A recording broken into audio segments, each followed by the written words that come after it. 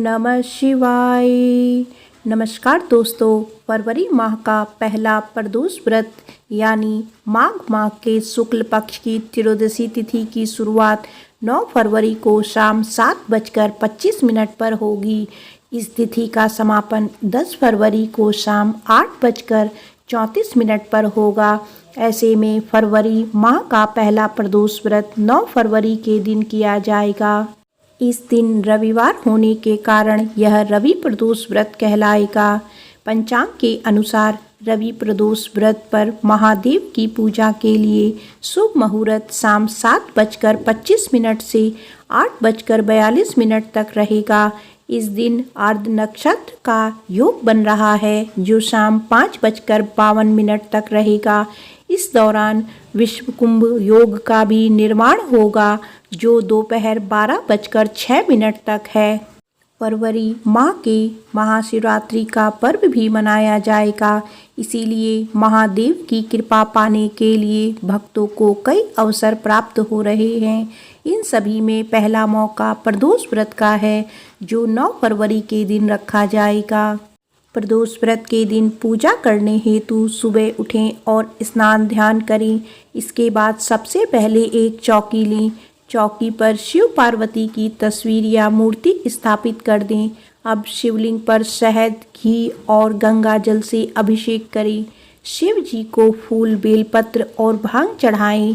माता पार्वती को फूल अर्पित करें। अब दिया जलाएं और महादेव के मंत्रों का जाप करें। इसके साथ ही शिव चालीसा का पाठ करें। आरती करते हुए शिव जी को मिठाई का भोग लगाएं। सबसे आखिर में पूजा में हुई भूल की भगवान से क्षमा मांगें और प्रसाद का वितरण कर दें। आइए सुनते हैं रवि प्रदोष व्रत की कथा और महात्म्य। एक समय सर्व प्राणियों के हितार्थ परम पावन भागीरथी के तट पर ऋषि समाज द्वारा विशाल गोष्ठी का आयोजन किया गया।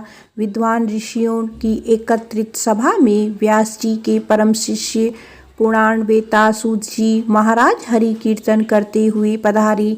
सूत जी को देखते ही शौनक आदि 88,000 ऋषि मुनियों ने खड़े होकर दंडवत प्रणाम किया। महाज्ञानी सूत जी ने भक्ति भाव से ऋषियों को हृदय से लगाया तथा आशीर्वाद दिया। विद्वान ऋषिगण और सभ्य शिष्य आसनों पर विराजमान हो गए। मुनिगण विनती भाव से पूछने लगे कि हे परम दयालु, काली काल में शंकर की भक्ति किस आराधना द्वारा उपलब्ध होगी, हम लोगों को बताने की कृपा कीजिए, क्योंकि कलयुग के सभी प्राणी पाप कर्म में रत रहकर वेद शास्त्रों से विमुख रहेंगे। दीन जन अनेकों संकटों से त्रस्त रहेंगे। हे मुनि श्रेष्ठ, कली काल में सत्कर्म की ओर किसी की रुचि ना होगी। जब पूर्ण क्षीण हो जाएंगे तो मनुष्य की बुद्धि अस्तर कर्मों की ओर खुद व खुद प्रेरित होगी, जिससे दुर्विचारी पुरुष वंश सहित समाप्त हो जाएंगे। इस अखिल भूमंडल पर जो मनुष्य ज्ञानी होकर ज्ञान की शिक्षा नहीं देता, उस पर परमपिता परमेश्वर कभी प्रसन्न नहीं होते हैं। हे महामुनि, ऐसा कौन सा उत्तम व्रत है जिससे मनवांछित फल की प्राप्ति हो? आप कृपया करके बताइए। ऐसा सुनकर दयालु हृदय श्री सूत जी कहने लगे कि हे श्रेष्ठ मुनियों तथा शौनक जी, आप धन्यवाद के पात्र हैं। आपके विचार सराहनीय एवं प्रशंसनीय हैं। आप वैष्णव अग्रणी हैं, क्योंकि आपके द्वारा हृदय में सदा परम हित की भावना रहती है। इसीलिए हे शौनक आदि ऋषियों, सुना मैं उस व्रत को तुमसे कहता हूँ जिसके करने से सब पाप नष्ट हो जाते हैं। धन वृद्धि कारक, दुख विनाशक, सुख प्राप्त करने वाला, संतान देने वाला, मनवांछित फल प्राप्ति करने वाला यह व्रत तुमको सुनाता हूँ, जो किसी समय भगवान शंकर ने सती जी को सुनाया था और उनसे प्राप्त यह परम श्रेष्ठ उपदेश मेरे पूज्य गुरु जी ने मुझे सुनाया था, जिसे आपको समय पाकर शुभ बेला में मैं सुनाता हूँ। बोलो उमापति शंकर भगवान की जय। सूत जी कहने लगे कि आयु वृद्धि स्वास्थ्य लाभ हेतु त्रयोदशी का व्रत करें। इसकी विधि इस प्रकार है। प्रातःकाल स्नान कर निराहार रहकर शिव ध्यान में मग्न हो शिव मंदिर में जाकर शंकर की पूजा करें। पूजा के पश्चात अर्धपूर्ण त्रिपुर्ण का तिलक धारण करें। बेलपत्र चढ़ावे, धूप दीप अक्षत से पूजा करें, ऋतुफल चढ़ावे, ओम नमः शिवाय मंत्र का रुद्राक्ष की माला से जाप करें। ब्राह्मण को भोजन करवाकर सामर्थ्य अनुसार दक्षिणा दे। को सत्य भाषण करना परम आवश्यक है। हवन आहुति भी देनी चाहिए। इसके बाद मौन व्रत धारण करे।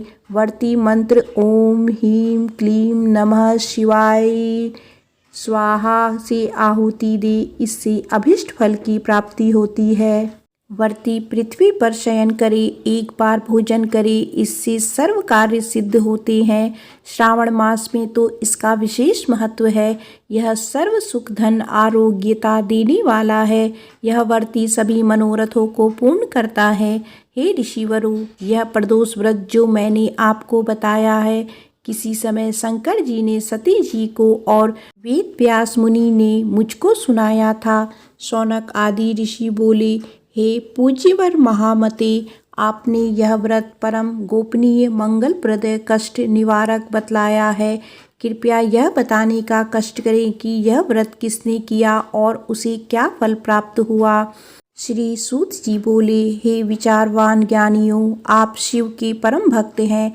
आपकी भक्ति देखकर मैं व्रती पुरुषों की कथा कहता हूँ। एक गांव में अति दीन ब्राह्मण निवास करता था। उसकी साध्वी स्त्री प्रदोष व्रत किया करती थी। उसे एक ही पुत्र रत्न था। एक समय की बात है, वह पुत्र गंगा स्नान करने के लिए गया। दुर्भाग्यवश मार्ग में चोरों ने उसे घेर लिया और वे कहने लगे कि हम तुम्हें मारेंगे नहीं, तुम अपने पिता के गुप्त धन के बारे में हमें बता दो।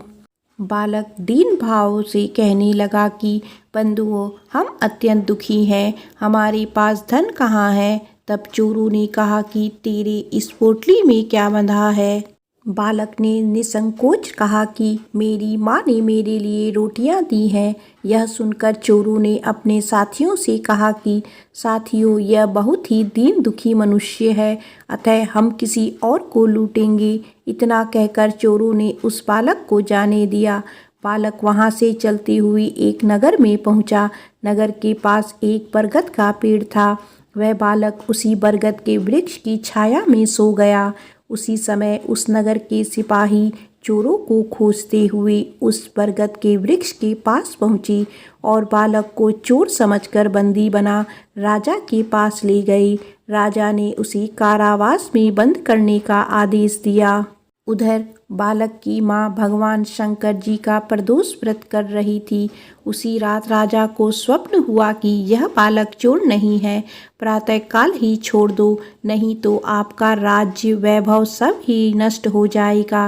रात्रि समाप्त होने पर राजा ने उस बालक से सारा वृतांत पूछा। बालक ने सारा वृतांत राजा को सुना दिया। बालक की बात सुनकर राजा ने सिपाही भेजकर बालक के माता पिता को पकड़वाकर बुला लिया। राजा ने जब उन्हें भयभीत देखा तो कहा कि तुम भय मत करो, तुम्हारा बालक निर्दोष है।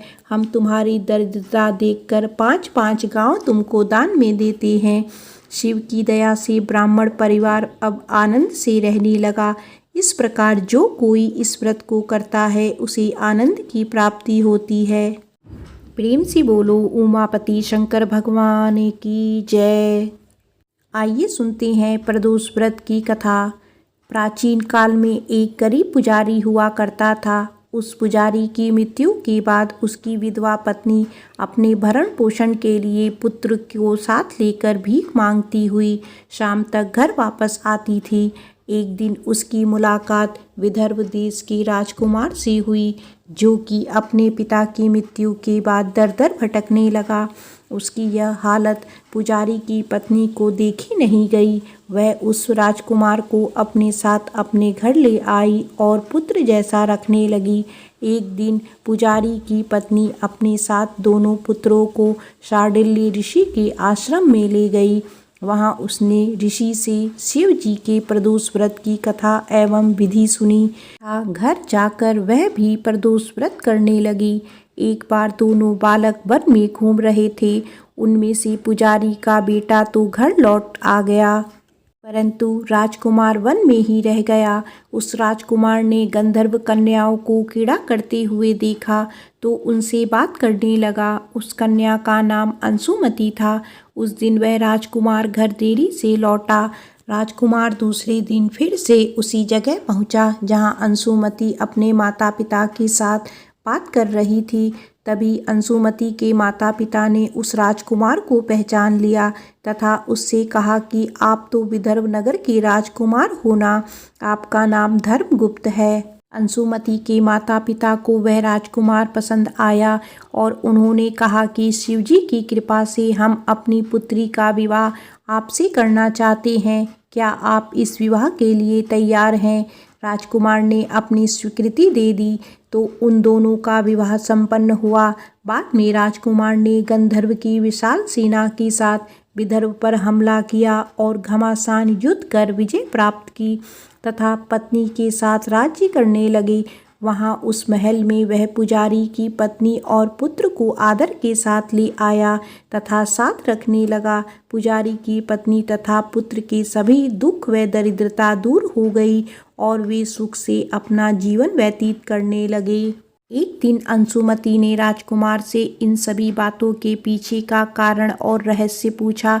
तब राजकुमार ने अंशुमति को अपने जीवन की पूरी बात बताई और साथ ही प्रदोष व्रत का महत्व और व्रत से प्राप्त फल से भी अवगत कराया।